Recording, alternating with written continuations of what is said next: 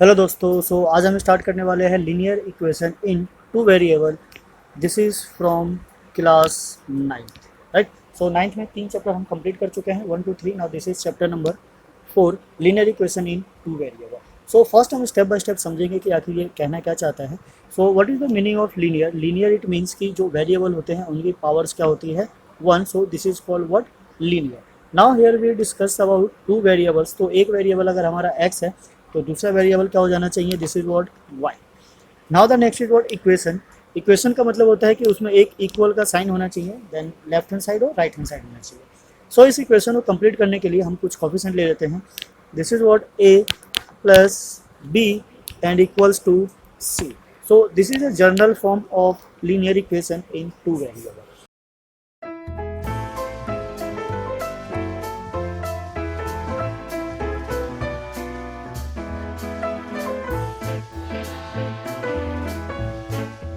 So this is linear because power of x and y is 1.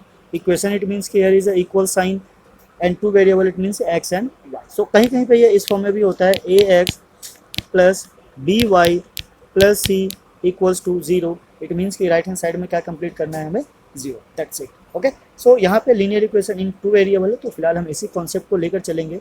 बाकी आगे आगे जैसे जिस एक्सरसाइज में जिसकी रिक्वायरमेंट होगी उसको हम क्या करेंगे, समझेंगे और उसी के पैटर्न पे आगे क्वेश्चंस को सॉल्व करेंगे।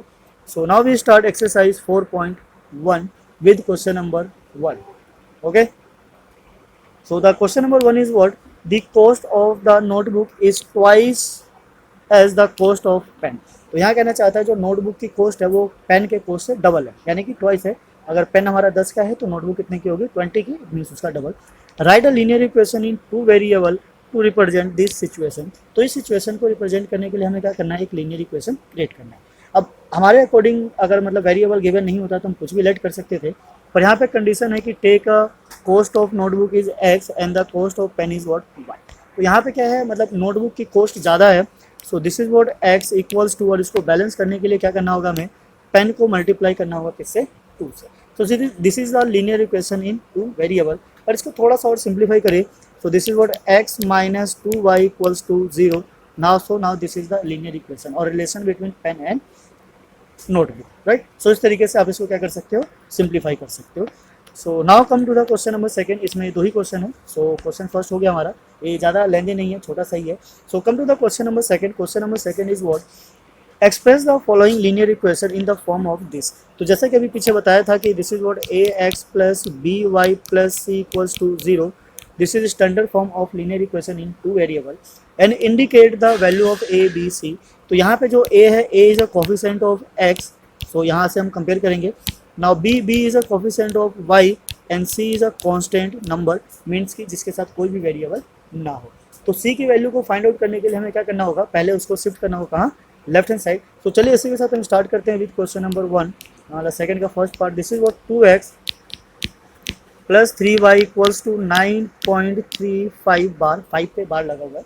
सो अकॉर्डिंग टू द ये जनरल स्टैंडर्ड जो फॉर्म है उसमें जो सी का होना चाहिए लेफ्ट हैंड साइड, सो हम क्या करेंगे, उसको शिफ्ट करेंगे। So this is 2x plus 3y minus 9.35 बार and equals to what, 0। Okay. So now we take one, मतलब a b c one by one. So a क्या है हमारा, coefficient of x, this is what 2। B is coefficient of y, this is 3 and the c is constant term, so this is minus, ठीक है, minus को नहीं भूलना है, 9.35 बार। सो this are the required value of the equation. बस इतना सा करना है। So now come to the next part second. Part second में क्या है हमारे पास, x minus y by 5 minus 10 equals to 0। तो ये पहले से ही स्टैंडर्ड फॉर्म में है, देख सकते हो, जैसा कि सारा का सारा टर्म का है हमारा लेफ्ट में है और राइट में क्या है, 0। So the value of A is what, A is coefficient of x, और एक्स के साथ बिकॉज कुछ भी मल्टीप्लाई नहीं हो रहा है, सो ऐसे केस में हम क्या लेके चलते हैं, वन, ठीक है। पॉलिनोमियल में हमने समझा था कोफिशिएंट क्या होता है, टर्म्स क्या होते हैं, सो उसके यहाँ पे हम इसको फाइंड आउट कर सकते हैं। So now the b is a coefficient of क्या, वाई। तो y के साथ क्या मल्टीप्लाई हो रहा है, 1/5 एज वेल एज उसके साथ क्या माइनस भी लगा हुआ है, तो b is what minus 1/5। Now the c is what minus 10। Okay, because ये कांस्टेंट है जिसके साथ x y ना हो वो क्या हो जाता है हमारा, c हो जाता है। So now is come to the third point. Third is what minus 2x plus 3y equals to 6। So third is what minus 2x plus 3y equals to 6, right, यही है, ठीक है।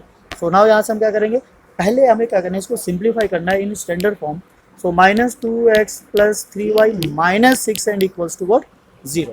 So now compare, a is what -2, b is what 3 and c is what -6, ठीक है। सो बस इतना सा काम करना है, राइट। आई होप आपको समझ में आ रहा होगा।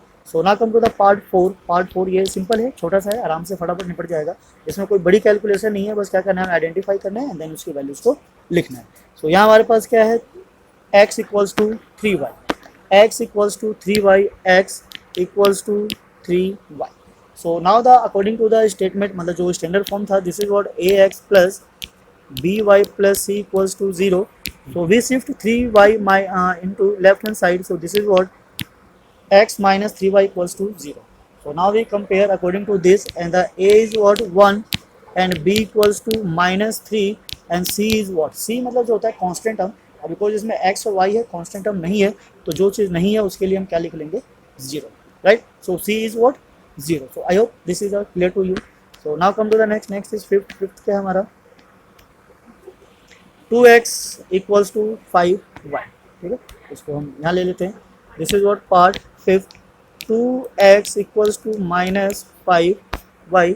सो नाउ इसको जब सिंप्लीफाई करेंगे, तो सिंप्लीफाई करने के लिए फर्स्ट हमें क्या करना है, सबको शिफ्ट करना है लेफ्ट हैंड साइड। तो ये इधर आते ही क्या हो जाएगा, plus, and this is equals to what 0, okay. So now according to the general form और standard form of the linear equation, a is what 2, b is what 5 and the c is equals to, अब इसमें भी constant term तो नहीं है, तो जो term नहीं होगा उसके लिए हम क्या यूज़ करेंगे, 0, ठीक है। आई होप समझ में आ गया होगा, सिंपल है, कोई बड़ी प्रॉब्लम नहीं है। बस आपको अकॉर्डिंग टू दिस सिचुएशन हमें पहले इस फॉर्म में क्रिएट करना है, then coefficient of x, coefficient of y and the constant term, तीन टर्म को क्या करना है, ढूंढना है, राइट। आई होप आपको समझ में आ गया होगा, सिंपल है, ईजी है। सो इसी के साथ आ जाते हैं पार्ट 6 पे। Part 6 is what 3x plus 2 equals to 0। तो यहाँ भी सेम वही है, ये पहले से ऑलरेडी स्टैंडर्ड फॉर्म में है, बिकॉज राइट हैंड साइड में क्या है, 0, और अगर राइट हैंड साइड में 0 है तो इसका मतलब ये ऑलरेडी स्टैंडर्ड फॉर्म में होगा। So we find what a is what 3, b को भी रहने देते हैं। Now c is what constant term. अब यहाँ पे क्या है, b जो होता है कोफिशिएंट होता है किसका, y का।